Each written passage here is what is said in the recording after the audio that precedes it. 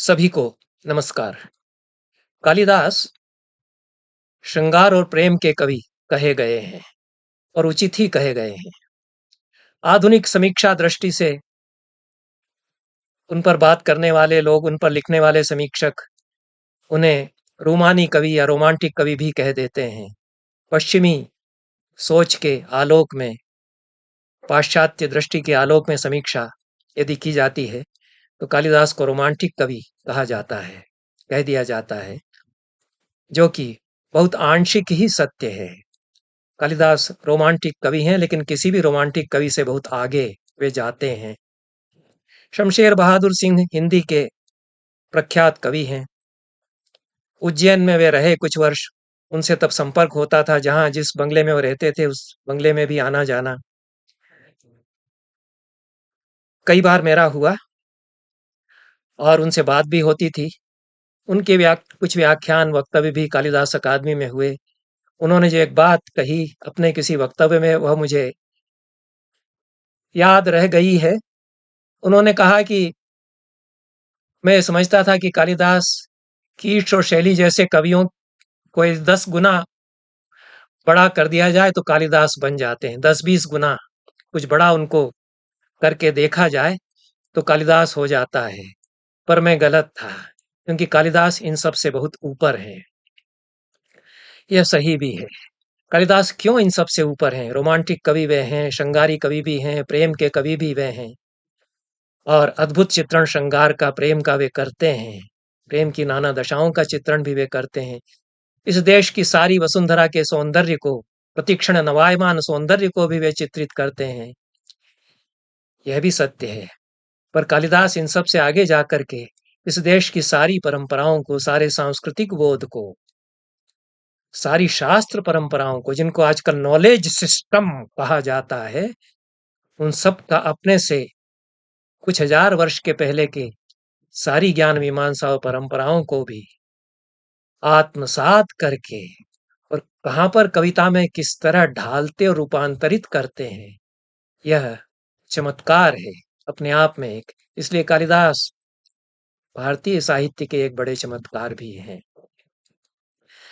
इसलिए अत्युक्ति नहीं मानी जानी चाहिए कि मैं, या इसको बहुत दुरारूढ़ कल्पना न माना नहीं माना जाना चाहिए कि मैं कहूं कि कालिदास धर्मशास्त्र के बड़े व्याख्याकार हैं और एक मौलिक व्याख्याकार हैं। यह हास्यास्पद बात नहीं मानी जानी चाहिए। यदि इसको हास्यास्पद कोई मानते हैं तो वे लोग स्वयं हास्यास्पद हैं, उनका क्या कर सकते हैं। ऐसे लोगों की चलती भी है और चलती रहे। पर कालिदास, जैसा मैंने कहा कि कई बार बड़े बड़े शास्त्रकारों को सिखाते हुए लगते हैं, अपने से बाद में आने वाले शास्त्रकारों को दिशा निर्देश देते हुए लगते हैं। इसलिए धर्मशास्त्रकारों का भी वे कई बार दिग निर्देश करते हुए लगते हैं और धर्मशास्त्र उन्हें अच्छी तरह से उपस्थित हैं। कहाँ किस धर्मशास्त्र का उपयोग किस तरह से वे करेंगे, यह तो बहुत रचनात्मक दृष्टि, प्रतिभा उनकी जो है वही जानती है। इसलिए मेघदूत और धर्मशास्त्र को लेकर के मैं कुछ कहूंगा। धर्मशास्त्र से संबंधित उल्लेख तो कालिदास की अन्य रचनाओं में भी आते हैं। रघुवंश तो भरा हुआ है धर्मशास्त्र के विचारों से। उस पर बहुत विस्तार से बात की जा सकती है अलग से कभी। लेकिन धर्मशास्त्र के संबंध में जितना कुछ सूझबूझ कालिदास अपनी जाहिर करते हैं, उससे लगता है कि वे बहुत प्राचीन धर्मशास्त्रों से परिचित हैं। बाद के धर्मशास्त्रों से सीधे उनका संपर्क परिचय नहीं है। शाकुंतल में श्रेष्ठी धनमित्र की मृत्यु का प्रसंग है। दुर्योधन को सूचित कर दिया गया है, किया जाता है कि उसकी विधवा को उसका उत्तराधिकार नहीं मिल सकता धर्मशास्त्र के अनुसार। मनु के अनुसार यह विधान ग्राह्य होगा। याज्ञवल्क्य की पराशर, शंख, लिखित और बृहस्पति आदि के अनुसार यह अग्राह्य होगा कि ये सब, क्योंकि ये लोग विधवा के उत्तराधिकार की बात करते हैं, मनु नहीं बात करते इस तरह से। याज्ञवल्क्य करते हैं, पराशर कहते हैं कि विधवा को उसके पति का उत्तराधिकार मिलना चाहिए। कालिदास कहलवाते हैं यहाँ कि धर्मशास्त्र के अनुसार उसकी विधवा को उसका उत्तराधिकार नहीं मिलेगा, उसके कोई संतान है नहीं, तो राज्य सात हो जाएगा। उसका उसका जो सारा धन है, श्रेष्ठी धन मित्र का। कालिदास इसको ट्रांसेंड करते हैं कि नहीं, दुष्यंत के मुंह से वो कहलवाते हैं कि धर्मशास्त्र कहता रहे, लेकिन मैं ऐसा नहीं होने दूंगा। मैं मनु के वचन का मैं उल्लंघन कर लूंगा, उसकी विधवा को दिया जाए, और उसके संतान होने वाली है, पता चला उसका पुत्र तो उत्तराधिकारी होगा ही। ये व्यवस्था वो वहां कराते हैं। इसलिए मनु के निकट है। रेखा मात्र अभी क्षुण्णा दामनोर वर्तमान परम, वो तो रघुवंश में कहते ही हैं कि एक मनु की बताई हुई लीक से किंचित भी विचलित नहीं होते प्रजा के लोग दिलीप के राज्य में। पर वे आपस्तंभ और मनु के निकट हैं। पहला ही श्लोक जो मेघदूत का है, उसमें कुछ धर्मशास्त्र का विचार तो अपने आप आ ही गया है। वियोग से आरंभ होता है, तो कश्चित कांता विरह गुरुणा स्वाधिकारात प्रमत्तः। तो अधिकार क्या है और प्रमाद क्या है, ये कालिदास यहाँ बता देते हैं। अधिकार जो है राइट नहीं है। यह भी अंग्रेजों ने हमें सिखाया कि अधिकार का अर्थ राइट होना होता है। हमारी भाषा में अधिकार शब्द राइट के अर्थ में नहीं आता। अधिकृते अस्मिन् नीति अधिकारः, जिसमें अधिकृत किया गया आपको, जिसमें लगाया गया है, आपका जो कार्य है वो आपका अधिकार है। इसलिए कर्मण्येवाधिकारस्ते, जो कुछ तुम्हारा कर्म है वह तुम्हारा अधिकार हुआ। यही अधिकार की परिभाषा ही है। राइट वहां अर्थ ही नहीं है, तो इसलिए राइट की बात कर रहे हैं या नहीं कर रहे हैं सवाल नहीं उठता। प्रश्न वहां पर वो अधिकार, कर्म के अर्थ में अधिकार की बात कर रहे हैं। इसमें अधिकृत किया गया है, इसलिए वह आपका अधिकार है। उस अधिकार में, जिस कर्म में अधिकृत किया गया था, नियोजित किया गया था, जो सुपुर्द किया गया था कार्य, उसमें प्रमाद किया तो उसका उसकी परिणति हुई, उसका दंड भोगना पड़ा। यह तो पहली पंक्ति से ही, मेघदूत के पहले पद्य की जो पहली पंक्ति या पहला चरण है, उसी से धर्मशास्त्र आरंभ हो जाता है। पूर्ण सरस्वती कितने सरदय सरस व्याख्याकार हैं। मेघदूत के टीकाकारों में सबसे अधिक सरदय और रसिक और सरदय व्यक्ति, और वो उतने ही बड़े पंडित और संत और वेदांती, क्योंकि वो तो दार्शनिक और संत हैं ही। उनकी अन्य कृतियां हैं, वो कवि भी हैं, स्वयं नाट्यकार भी हैं। विद्युल्लता टीका जो उन्होंने लिखी है, परम रसिकता से परिपूर्ण टीका लिखी है, लेकिन उसकी भी भूमिका में वो बताते हैं कि इस काव्य के पढ़ने से क्या क्या मिलेगा। कोई तार्किक जो काव्य का विरोधी, वो पूछ सकता है कि हमें इस कविता को पढ़ने से क्या मिलने वाला है। तो व्यवहारिक दृष्टि से फिर पूर्ण सरस्वती बताते हैं कि इस काव्य को पढ़ने से ये सब मिलेगा। यक्षो राम गिरौ निवसदित्युक्तम उपरि च तत् संदेश प्रकार प्रपंचयिष्यते। आपने बताया कि पहले ही श्लोक में कि यक्ष रामगिरी पर जाकर रहने लग जाए, हमें क्या करना। वो संदेश उसने बादल से भिजवाना चाहा। अतो अस्माकम पठताम शृणताम च किम आयातम, जो हम उसको पढ़ रहे हैं और सुन रहे हैं, तो हमें क्या उससे लेना देना, हमें क्या मिलेगा। उच्यते, उसके उत्तर में टीकाकार कहते हैं, अत्र तावन् मृदुल सरल चेतसाम व्युत्पाद्यानाम अक्लेशेनैव विशिष्ट शब्दार्थ व्युत्पत्ति। मृदुल सरल चित्त वाले जो बालक जैसे हैं, अव्युत्पन्न है, पंडित नहीं है, उनको बिना किसी क्लेश से विशिष्ट शब्दार्थों की व्युत्पत्ति हो जाती है। व्याकरण का, शब्द सौष्ठव का ज्ञान हो जाता है, क्योंकि कालिदास व्याकरण भी सिखा देते हैं, साधु शब्दों का प्रयोग सिखा देते हैं। तत्त देश विशेष व्यवहार वेदनम, सारे देश के अलग अलग भूगोलिक क्षेत्रों में कैसा रहन सहन, कैसा रीति रिवाज है, इसका ज्ञान हो जाता है। पुण्य तीर्थ देवता यतनादि संकीर्तन दुरित क्षय, जो तीर्थों का वर्णन किया गया है, पुण्य तीर्थों का, उन सब का जो संकीर्तन है, निरूपण है, उससे पाप धुल जाते हैं। कीर्ति लगी, ऐसी कीर्ति प्राप्त होती है। राजादि वल्लभतया द्रविण संपत्ति, और इसको पढ़ने वाले राजा के प्रिय होते हैं, उनको द्रविण संपत्ति का लाभ हो सकता है। ये तो प्राचीन काल में संभव था, आजकल मेघदूत पढ़ने से कोई ग्रांट नहीं मिल जाएगी। कामसूत्र आदि विद्यासु गीतादि कलासु च कौशलम, कामसूत्र आदि विद्याओं में, संगीत आदि कलाओं में कौशल हो सकता है, क्योंकि इनकी बारीकियां कालिदास ने जिस तरह से कविता में गूंथ कर प्रतिपादित कर दी हैं। मेघदूत और कामसूत्र, इस पर मैंने अभी व्याख्यान दिया ही है, 2-1 दिन पहले ही दिया है। इसी यूट्यूब की धारावाहिनी या चैनल पर संभोग विप्रलंब रूप श्रृंगार सागर कर्ण धारत्वम, और इसको पढ़ने वाले संभोग और विप्रलंब रूपी श्रृंगार के महासागर के कर्णधार बन जाते हैं। महासागर में गोते लगाते रहते हैं, उसमें डुबकियां लगाते हैं, ऐसा नहीं कह रहे हैं पूर्ण सरस्वती। इस काव्य को अच्छी तरह पढ़ लिया तो यह जो सौंदर्य और श्रृंगार का महासागर है उसके पार उतर सकते हैं वे, उसमें डूब नहीं जाएंगे। श्री कालिदास पार उतार देते हैं। केवल रोमांटिक कवि होते तो डुबा डुबा करके वहीं तंत्री राग कवित्र रस सरस रास रंग जे अन डूबे बूढ़े, अन डूबे बूढ़े तिरे जो बूढ़े सब अंग, ऐसा कुछ उस दोहे में कहा गया है। तो वह डुबो नहीं देते हैं, तैरा कर पार कर देते हैं। अन बूढ़े बूढ़े तिरे जो डूबे सब अंग, ऐसा। तो फिर कहते हैं प्रतिव्रता धर्म परिज्ञानम, पतिव्रता के धर्म का परिज्ञान इससे हो जाता है। पतिव्रता के ही धर्म का नहीं, कई कई स्त्रियों के व्यवहार का यहाँ निरूपण पूर्व मेघ में भी किया गया है। ग्राम वधुएं हैं, भ्रूविलासान अभिज्ञ ग्राम वधुएं हैं, नागर महिलाएं हैं, कशपुर की महिलाएं हैं, उज्जैनी की महिलाएं हैं। इन सब के चलन चाल चलन का तो ज्ञान होता है। पण्य स्त्रियां भी हैं, वेश्याएं भी हैं, लेकिन पतिव्रता के धर्म का ज्ञान होता है। सरदय इति सदस्य सत्कृति, और आप सरदय बन जाते हैं तो आपको समाज में सम्मान सरदय होने का मिलता है, क्योंकि सरदय होना बहुत बड़ा क्वालिफिकेशन आचार्य परंपरा में माना गया। वह योग्यता अर्जित कर लेना सरदय होने की, यह मेघदूत को पढ़ने से संभव है। फिर अंत में जो सबसे बड़ा प्रयोजन है, वास्तविक प्रयोजन है, वह तो कहते ही हैं, मंदीकृत पर ब्रह्मानंद संदोहश्च रसास्वाद इति परशतम प्रयोजनानि। मम्मट के अनुसार 6 प्रयोजन होते हैं। पूर्ण सरस्वती कहते हैं कि परशतम, सैकड़ों प्रयोजन हो सकते हैं। अंतिम बड़ा प्रयोजन, जो सबसे बड़ा प्रयोजन है, वो तो मंदीकृत पर ब्रह्मानंद संदोह रसास्वाद है।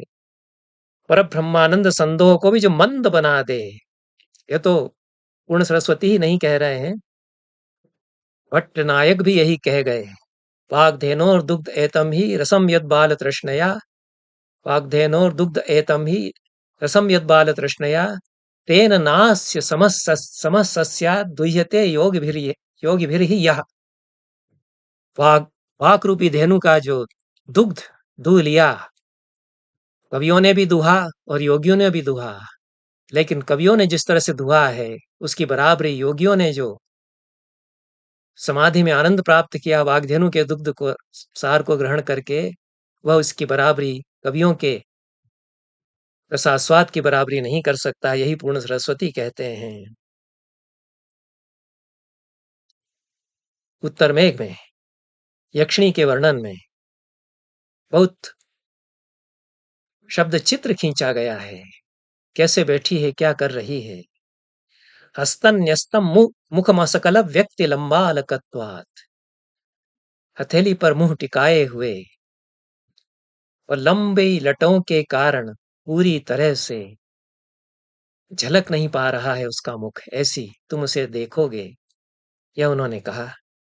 यह तो बहुत सुंदर भावपूर्ण चित्र है और शब्दों से चित्र उकेर दिया है। शकुंतला का भी इसी तरह से वाम हस्तार्पित वदना आत्मानमपि न विभावयति, ऐसा कहा है सखियों ने उसको देख करके। आत्मानमपि न विभावयति किम पुनरागंतुकम, अपने आप की भी इसको सुध नहीं है। हथेली पर ऐसे मुख रखे हुए बैठी है।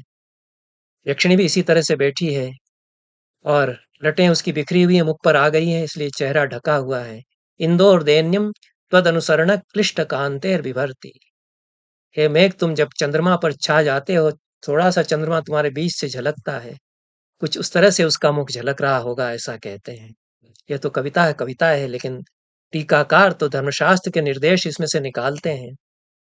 कहते हैं कि जैसा धर्मशास्त्रों में बताया गया है और जैसा विरहिणी की चर्या भरत मुनि ने भी नाट्यशास्त्र में बताई है, उसके उद्धृत करते हैं धर्मशास्त्र के वचन भरत मल्लिक। कहते हैं कि विरहिणी को ऐसे रहना चाहिए। यह धर्मशास्त्र जो बताता है उसको कालिदास यहाँ बता रहे हैं। मलिनम वसनम ध्यानम एक वेणी धरम शिरः, अंगराग परित्यागो नालकानाम च कर्तनम। कपड़े बहुत चमकीले तड़क भड़क वाले न पहने, उज्जवल वस्त्र न पहने, ध्यान में डूबी रहे, एक वेणी ही बनाए, दो दो चोटियां न गूथे, अंगराग आदि जो फेस क्रीम वगैरह है वह न लगाए, और बाल न संवारे। यहाँ तो ये कह दिया है कि काटे भी नहीं, कर्तन न करे उनको संवारने के लिए, पहले कर्तन भी करती होंगी, और चूंकि कर्तन भी नहीं किया है इसलिए लंबे केश उलझे हुए छितरा कर चेहरे पर आ जाते हैं। तो एक पत्नी व्रत का, एक पतित्व का उपदेश तो दिया गया है कविता की भाषा में, और एक पत्नी का आचरण कैसा होना चाहिए। एक पत्नी एक नायिका हो सकती है। नायिका भेद पर बात करते हुए मैंने कहा कि कालिदास का नायिका भेद में यह एक अपना योगदान है कि स्वाधीन पत्रिकाओं में भी कोई एक पत्नी हो, वह एक अलग रूप बनता है। तो एक पत्नी कैसी होगी यह बताते हैं कालिदास यहाँ, और कई सपत्नियां हों उनके बीच में प्रिया कैसी होगी यह भी वो बताते हैं। बहुवल्लभा ही राजा न श्रूयन्ते, ऐसा अनसुया या प्रियंवदा कहती है दुष्यंत से कि राजाओं के तो कई वल्लभाएं होती हैं। तो दुष्यंत कहते हैं कि नहीं, वो वल्लभाएं नहीं है। परिग्रह बहुत्वेपि द्वे प्रतिष्ठे कुलस्य न, वे सब परिग्रह हैं। हो गई, विवाह हो गए, राजा होने से प्रस्ताव आए विवाह के, कुछ इस तरह से काशी राज की दुहिता से करना पड़ा है, उससे करना पड़ा, वो तो परिग्रह हैं। परिग्रह तो सामान के लिए भी आता है। हमारी घर गृहस्थी की प्रॉपर्टीज भी वो हैं। प्रतिष्ठा तो हमारे कुल की दो ही से होगी, समुद्र रचना चोरवी सखी चयोर यम। समुद्र तक फैली हुई जो धरती है, समुद्र जिसकी करधनी बनकर के समुद्र की लहरें थिरकती हैं, जिसकी ऐसी है धरती और आपकी है सखी, प्रेम तो इसी से होगा।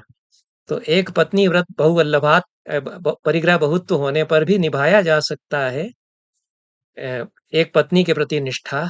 पर सचमुच में एक ही पत्नी हो, विवाह ही न किया हो, वह नायिका फिर एक अलग होगी।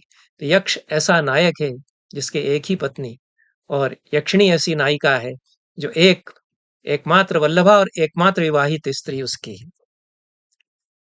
तो धर्मशास्त्र को रिवाइज कर दिया यहाँ मेरी दृष्टि से कालिदास ने, क्योंकि किसी धर्मशास्त्र ने यह नहीं कहा कि पुरुष एक विवाह ही करे।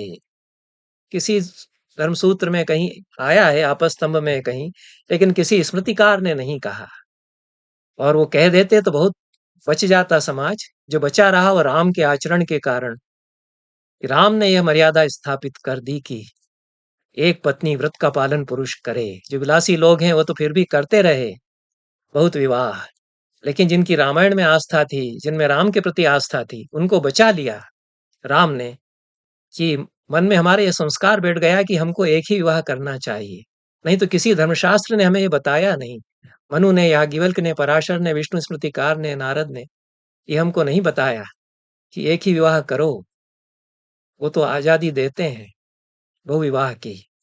इसलिए ये मर्यादा धर्मशास्त्र में सुझा रहे हैं यदि कालिदास, तो ये उनका योगदान है यक्ष और यक्षिणी के एकनिष्ठ प्रेम के द्वारा, कि यही उचित है। यह धर्मशास्त्र को उनका योगदान है।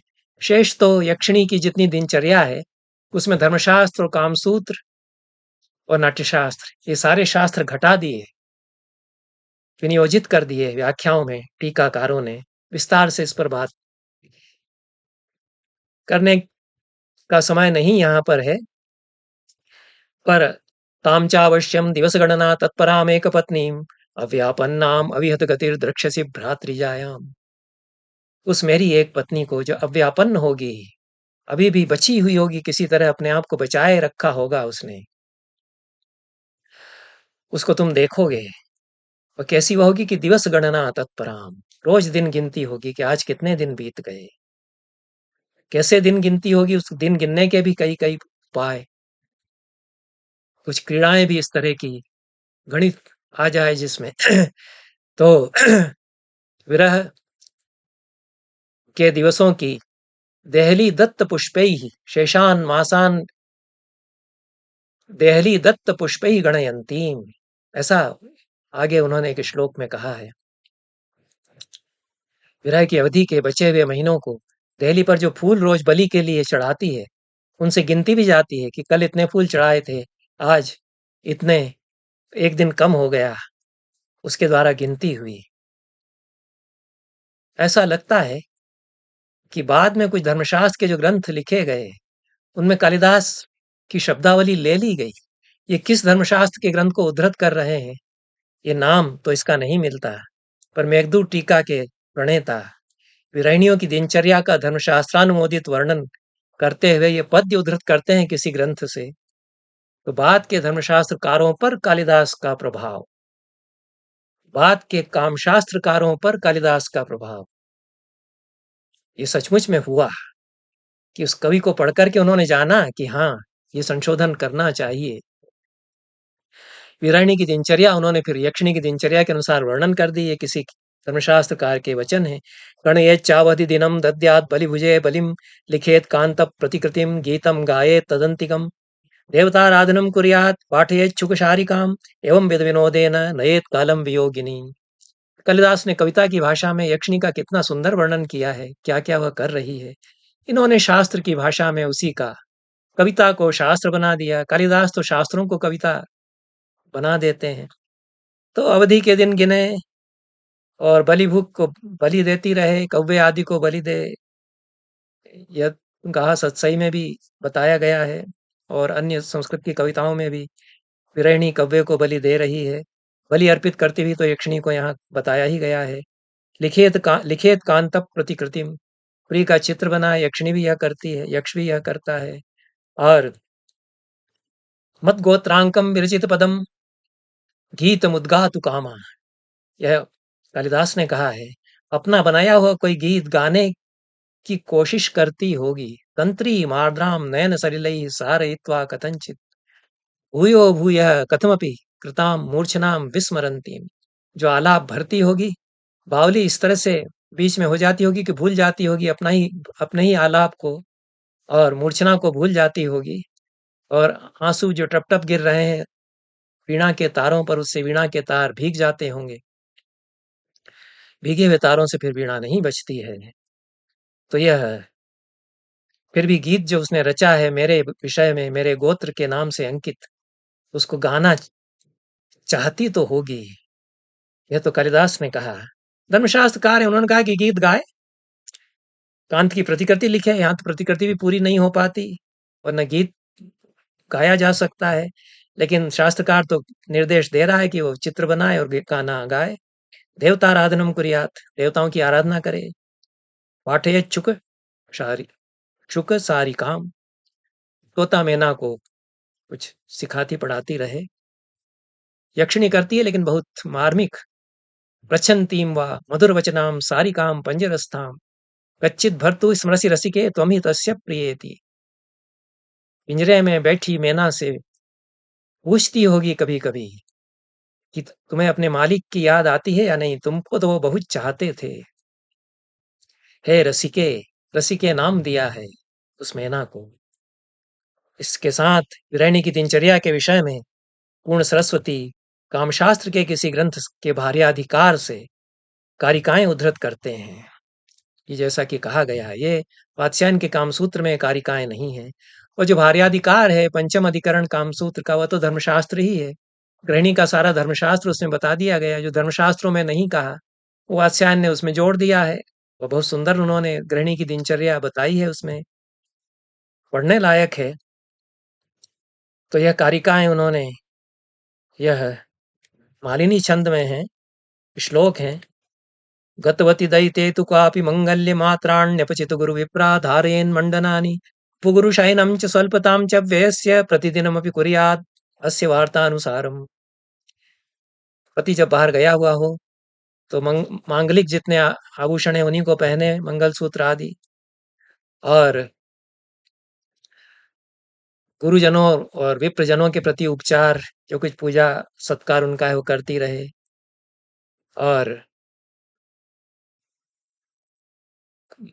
श्रृंगार सामग्री कम धारण करे, गुरुजनों के पास ही शयन करे, अपने सास आदि के साथ पास ही शैया अपनी लगाए, और खर्चा कम करे। यह तो पुरुष लिखेगा तो ये लिखेगा अवश्य ही, स्वल्प करे व्यय, और प्रतिदिनमपि कुर्यादस्य वो भी पति ने जैसा बता करके गए हैं कि इसी तरह से ही खर्चा करना, उसी के अनुसार करती रहे, ये उन्होंने निर्देश दिए हैं। नवहित विधानम स्वस्य निर्वाह यत्नम प्रतिदिन प्रतिदिन नियमम च क्षेम सिद्ध्यै विदद्यात्। और अपना हित विधान देखती हुई अपने निर्वाह का प्रयत्न करती रहे। कालिदास कविता की भाषा में इसको कहते हैं कि अभी भी अव्यापन्न वह होगी, बची हुई होगी अभी भी, उसको इन्होंने शास्त्र की भाषा में कहा है। और प्रतिदिन नियमानुसार अपने क्षेम योगक्षेम की प्रयास करती रहे। यक्ष यक्षिणी की जो सारी दिनचर्या है, पूर्ण सरस्वती कहते हैं कि जितनी कालिदास ने यह दिनचर्या बताई है, यह धर्मशास्त्र के विधानों के अनुरूप है। क्रीड़ा शरीर संस्कार समाजोत्सव दर्शनम हास्यम पर ग्रहे यानम त्यजेत प्रोषित भर्तृका। धर्मशास्त्र के इस वचन के अनुसार यक्षिणी अपना जीवन बिता रही है कि प्रोषित भर्तृका नायिका, ऐसी पत्नी जिसका पति विदेश गया है, ऐसी नायिका या पत्नी क्रीड़ाएं त्याग दे, खेलना कूदना यह सब न करे, शरीर को सजाना छोड़ दे, समाज और उत्सव ड्रामे वगैरह देखना, नाट्य नाटक आदि देखना, समाजों में जाना जहाँ मेले ठेले हों वहाँ जाना, और हंसना भी छोड़ दे, दूसरे के घर में गपशप करने के लिए जाना भी छोड़ दे, और गाड़ी में बैठना छोड़ दे, परिग्रह यानम दूसरे के घर में जाना छोड़ दे। यह धर्मशास्त्र का वचन है, तदनुसार ही यक्षिणी अपना जीवन निर्वाह कर रही है, ऐसा पूर्ण सरस्वती कहते हैं। भरत मल्लिक ने यहाँ पर किसी अज्ञात ग्रंथ से उद्धरण दिए हैं, और ये बात का ग्रंथ है निश्चय ही, कालिदास का सीधे सीधे प्रभाव इस पर भी है। तो यह वही है ग्रंथ, श्लोक जो मैं पढ़ चुका हूँ, और अंत में उसमें कहा है वादेत च तथा वीणाम गायेत गीतम तदंतिकम। कुछ पंक्तियां तो समान है। देवता पूजनम कुर्याद वा हिते बलिम लिखेत कांत प्रतिकृतिम पाठे क्षुक शारिका। ये मेघदूत टीकाकार ने जो उदाहरण दिया उसमें भी यही पद्य है, लेकिन शेष पद्य भरत मल्लिक के उद्धरण में दूसरे हैं। वादयेत च तथा वीणाम गायेत गीतम तदंकितम, वीणा बजाए उसके नाम का गीत गाए, यही मत गोत्रांकम विरचित पदम गेय मुद्गातु कामा। कालिदास ने यक्षिणी के लिए कहा है कि मेरा नाम जिसमें आ गया है, ऐसा गीत गाने का प्रयास करती है, गा ही नहीं पाती, रोना आ जाता है इत्यादि। लेकिन धर्मशास्त्रकार ने कहा है कि वीणा वीणा बजाए और उसके नाम से अंकित गीत गाए। गणयज सावधि दिनम, दिन गिनती रहे, कितनी अवधि के दिन बचे हैं। तिष्ठेत संकल्प संगमयी, शास्त्रकार को क्या लिखने की आवश्यकता थी, ये तो कालिदास बोल रहे हैं। अपने संकल्पों में संगम करती हुई बनी रहे, ऐसा शास्त्रकार यहाँ कह रहे हैं। स्वप्नों में, अपने संकल्पों में, मनोराज्य में, कल्पनाओं में प्रिय समागम का अनुभव करती हुई बनी रहे। एवं विधि विनोदैस्तु रमणेन विनाबला विनयच तथा तीव्राम संगम आशावलंबनात्। मेघदूत का निचोड़ शास्त्र की भाषा में कर दिया है। इस प्रकार के विनोदों के द्वारा अपने रमण या प्रिय के बिना अबला, यह कमजोर मन वाली नारी काल अपना बिताए, अपनी तीव्र व्यथा को संगम की आशा का अवलंबन लेकर के किसी तरह बहलाए, यह शास्त्रकार कह रहे हैं, निर्देश दिए हैं, विधिलिंग में है, तो शास्त्रकार का ही वचन है। और कालिदास किस तरह से बोल रहे हैं शास्त्र में आकर के, शास्त्रकारों ने किस तरह से समेटा मेघदूत को, यह हम इसमें देखते हैं। अंत में एक प्रसंग और मैं लूंगा, जो यह भी धर्मशास्त्र से संबंधित है, और कविता और धर्मशास्त्र में अंतर भी इसीलिए हो जाता है। चाहे जितना धर्मशास्त्र खिंचा चला आए, समा जाए, सुंदर बन करके कविता में रम जाए, पर फिर भी धर्मशास्त्र धर्मशास्त्र है, काव्य काव्य है।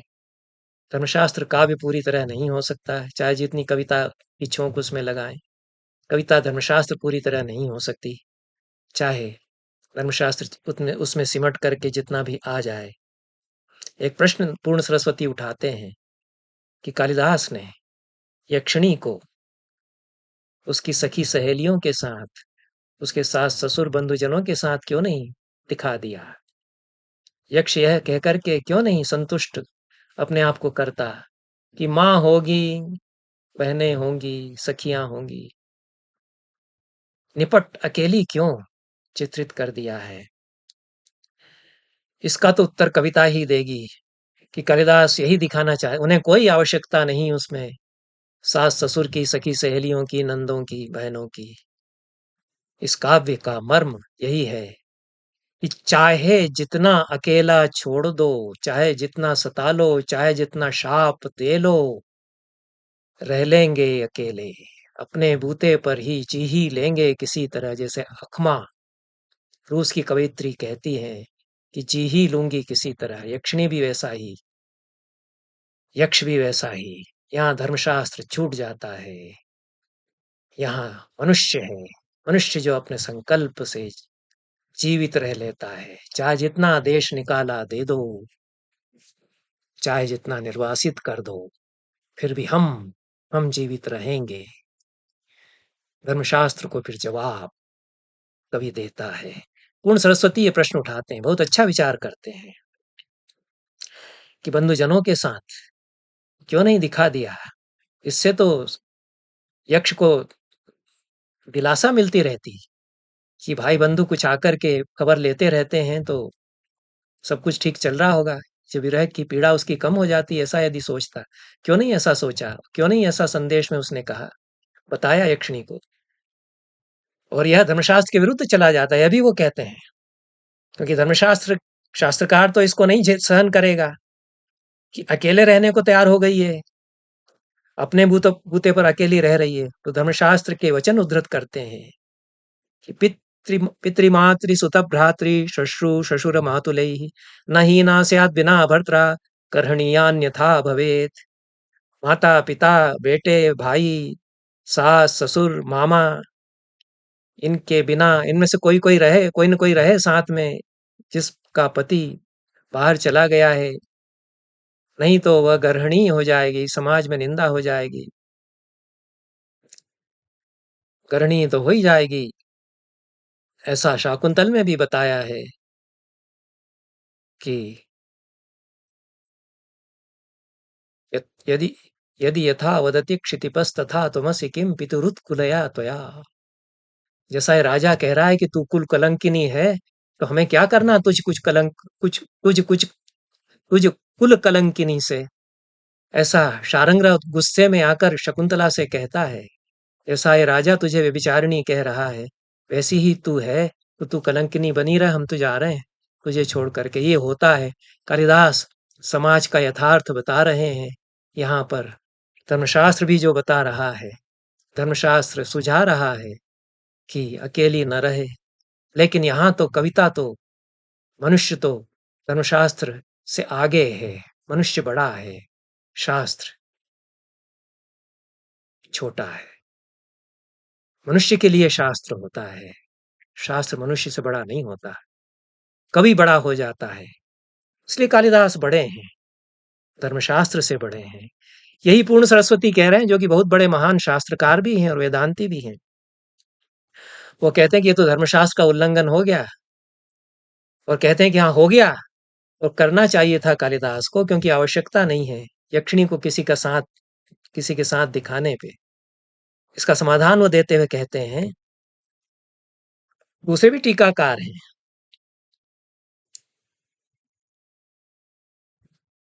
नीतिवादी टीकाकार भी हैं, पर पूर्ण सरस्वती कहते हैं कि इसमें अनावश्यक है कुछ भी कहना। उसके सगे संबंधी आते हैं उसको देखने, कोई भाई बंधु सखी सहेलियां उसकी आती हैं, नहीं आती हैं, काव्य में इसकी कोई आवश्यकता नहीं, क्योंकि वह रह लेगी अकेली। यही कवि कहना चाहता है, इसलिए अकेली ही उसको दिखाता है। प्रकृत रस का अंगभूत न होने से इनका कोई कथन अपेक्षित नहीं है। मेघदूत की भावभूमि में इन सबको लाना अनावश्यक है, यह वह कहते हैं। और उसके आगे जाकर पूर्ण सरस्वती कहते हैं कि रही अकेली, अकेली ही अगर रह भी रही है, तो उससे उसके चरित्र की क्षति नहीं समझी जानी चाहिए, क्योंकि यक्षिणी के लिए धर्मशास्त्र के ये वचन लागू नहीं होते। उसके चरित्र पर कोई आँच इससे आ ही नहीं सकती। जो इस तरह की नारियाँ हैं, जो अपने तप प्रभाव से अपने शील की रक्षा करना जानती हैं, उन्हें किसी के संरक्षण की आवश्यकता नहीं। उनका अपना शील ही उन्हें बचाता है, ये पूर्ण सरस्वती कह रहे हैं। मैंने सरल भाषा में अनुवाद कर दिया है क्योंकि पूर्ण सरस्वती की भाषा तो अद्भुत है। लेकिन कहा उन्होंने यही है, अपने निरुपम तप तप प्रभाव से स्वयं रक्षित सीता जैसी साध्वियों के लिए अन्य किसी के द्वारा सुरक्षा की अपेक्षा नहीं है, ये वो कहते हैं। यही उनके शब्द हैं। तो यह जो मनुष्य का संकल्प, मनुष्य की जिजीविषा, मनुष्य की क्षमता, मनुष्य की अद्वितीयता, उसका मेघदूत आख्यान है। उसमें धर्मशास्त्र आया है और धर्मशास्त्र से आगे जहां नायक और नायिका को जाना है, वह भी इसमें आया है। इन शब्दों के साथ यह चर्चा समाप्त करते हैं। यदि आप पसंद करते हैं मैं जो कुछ कह रहा हूं उसको, और नापसंद करते हैं तब भी, सहमत होते हैं आप तब भी और असहमत होते हैं तब भी, मेरे वक्तव्यों को सुनते रहिए, पूरा सुनने की कृपा करते रहिए। अपनी सम्मति, अपनी असहमति और अपनी निंदा आदि से, चाहे तो प्रशंसा आदि से भी मुझे अवगत कराते रहिए।